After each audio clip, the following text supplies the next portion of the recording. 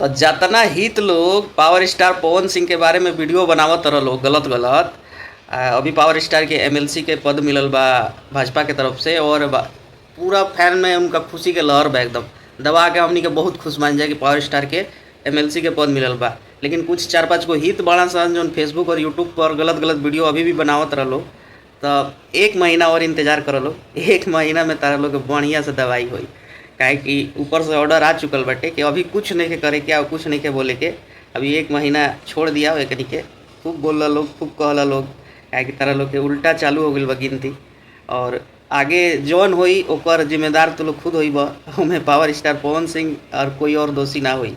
काहे कि तू लोग बहुत ज़्यादा हद पार कर देले बड़ा पवन सिंह के बारे में गलत वीडियो बना के। काहे कि हमेशा भाई एक तरह के दिमाग आदमी के ना रहेला, हर टाइम नेगेटिव बात करना पवन सिंह के खिलाफ, हर टाइम नेगेटिव। मतलब पवन सिंह तारा लोग खेत कटले बड़े हैं, पवन सिंह का कइले बड़े तारा लोग के? पवन सिंह तारा लोग के आगे ही बढ़े में मदद कइले बड़े, कुछ कइले नहीं तारा लोग के।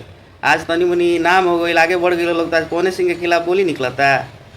कोनो बात ना, थोड़ा दिन और इंतजार कर लो लोग, फिर हिसाब तो बराबर से करिए लोग टेंशन मत ला। बाकी भाई लोग अपन राय कमेंट में जरूर दिए लोग, वीडियो के ढेर सारा शेयर करिए लोग, लाइक करके जिए लोग जरूर। Love you.